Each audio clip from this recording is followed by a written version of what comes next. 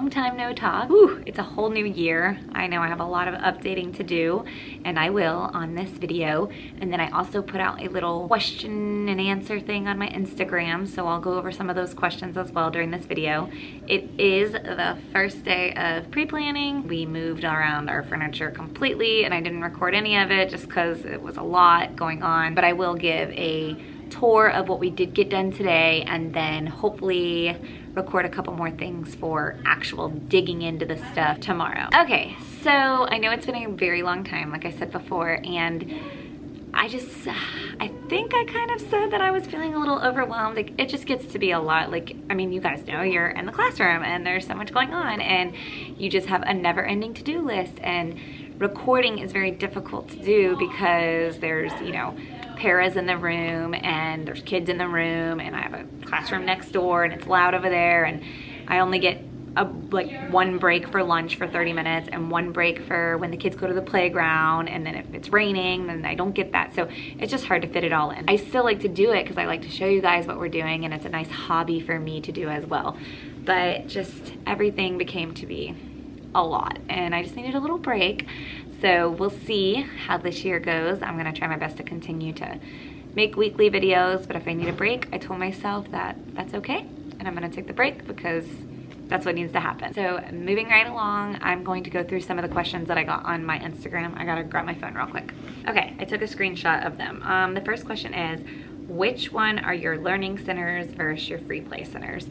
So I'll link down below my schedule videos. I think I talk about them a little bit in there for when the different centers are, but my learning centers are very structured, and those are during my like literacy time. So my schedule might be a little different this year, we'll see. But like whenever I do, let's start with math, I guess you could say. So math centers are just math. And so each of my paras have a group, I have a group, and then there's a computer group. And those are teacher directed, there's no choice, they rotate through the items.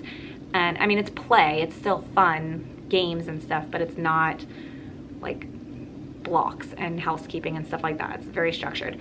And then same with literacy. Like I will have my literacy time where we read our book, we do our book activity, whatever, and then we go into literacy where we're learning about the letter or phonics or rhyming or things like that, and it's very structured.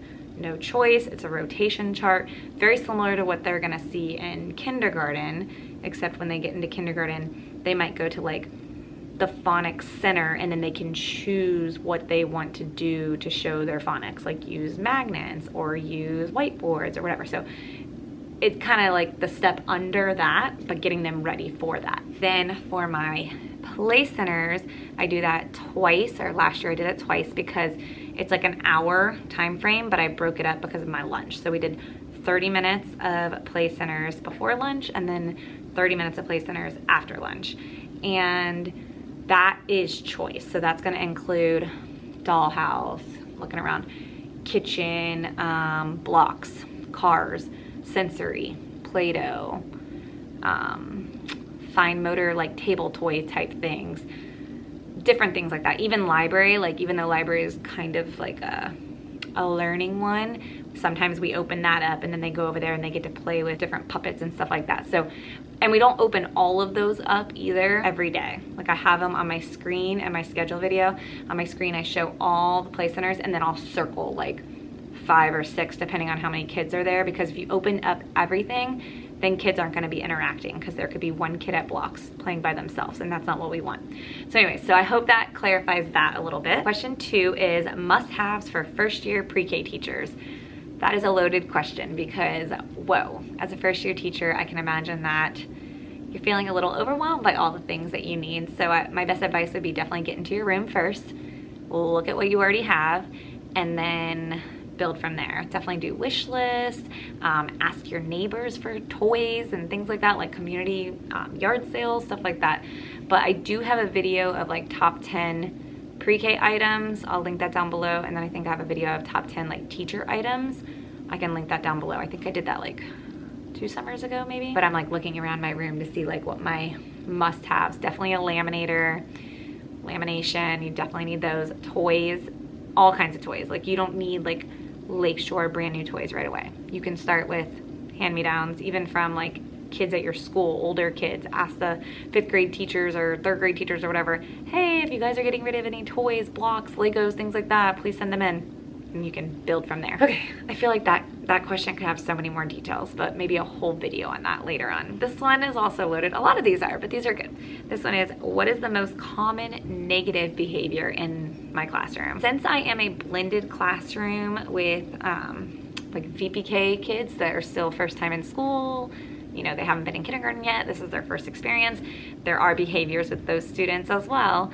And then I also have a blended unit with students with disabilities. And so those disabilities could be a communication disability, a developmental delay disability, they could be autistic, and those types of things usually led into some behaviors because they're not able to communicate what they want.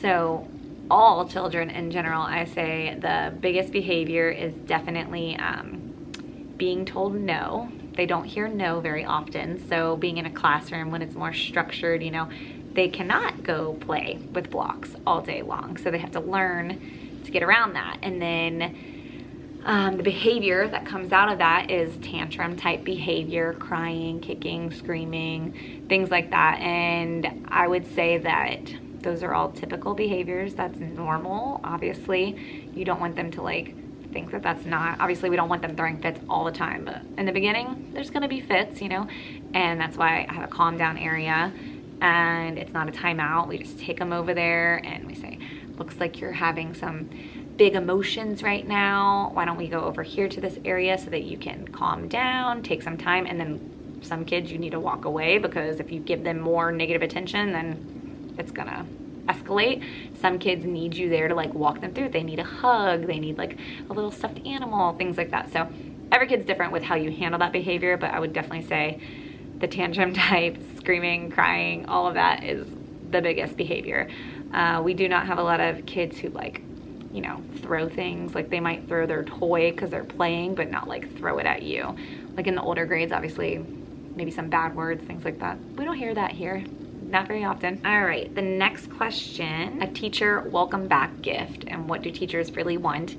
Honestly, I'm always surprised to get any type of welcome back gift because you just don't expect it. You know, you're like, you just have to pay for all the school supplies, the backpack, the clothes, all that. So like, by all means, we don't expect anything.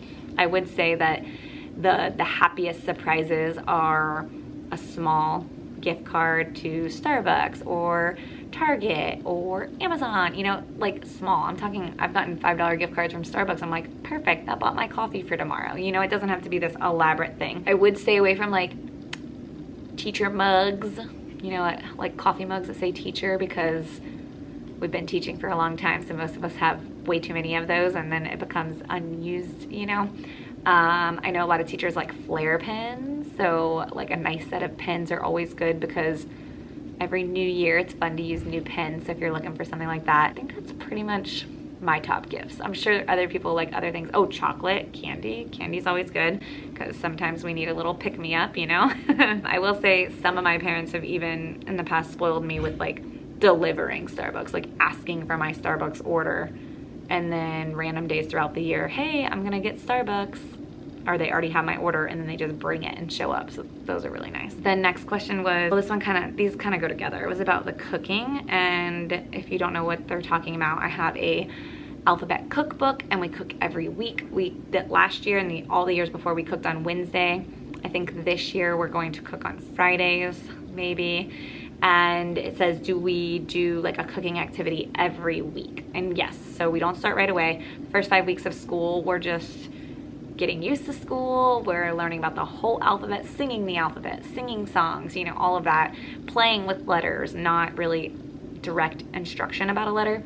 And then in the past, I've done one letter every week based on the order that our district gives us. And there's a lot of research out there with the Sound of Reading that one letter a week is not the best way to teach it, and I've known that, but it's just been easy, honestly. But this year we are going to try 2 letters a week, so it's gonna get tricky because if we're doing 2 letters a week, we're not gonna cook 2 times for the week. So we're just gonna pick whatever the letter is for the first letter of the week. That's the letter that we'll cook at the end of the week, and then when we repeat, we'll be done with all the letters by December, and so in January we'll start back over with lowercase and like review of uppercase, and then we'll do the other letter for cooking that we didn't do. It's gonna be a little more complicated this year, but we planned the whole year out, and I feel like it'll be okay.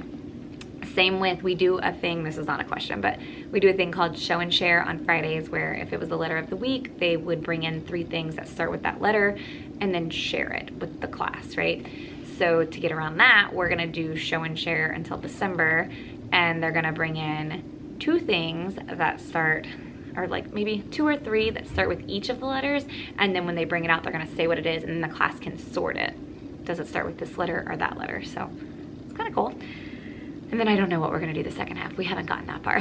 And then the last big question, some of the ones were doubled up, but the last big question was, what does your first day of school look like? And that is going to be an entire video, so you're gonna have to wait on that one. But I will file that away to do a video before the first day of school, talking about what my plans are, what it looks like, and how it can help you. So I will say, feed them, get them home, and make them happy. You know, like literally feed them and get them home are the top 2 priorities, but have a little fun so that they wanna come back. Lots of smiling that day, more strict teacher face the next day, but way more details in a video coming up. All right, that's gonna be it for this video, and then I'm going to do a classroom tour. I don't know if I'll tag it in on this video or if I will make it its own video of like day 1, what we did. I don't know if it'll be long enough for that, so we'll find out together. But anyways, thank you guys for sticking around. I hope this makes you happy that there's another video. You guys have been so sweet with your comments on other videos, and even messaging me on Instagram asking like, oh, I miss your videos, I hope everything's okay. So I really do appreciate that, and I love to hear that it's helping you. As always, like in the comments, if there's anything else that would be more helpful for you. I just feel like sometimes we do some of the same things, and I'm like recording the same things for the theme. We change a couple things, but I just wanna make sure it's still helpful, you know? I don't wanna just send out the same thing over and over. But if you have any ideas, put them down below. Don't forget to give this a like and subscribe. The likes really help the video to gain traction so more people can find the videos. So, all right, I will see you guys hopefully more this week. Bye.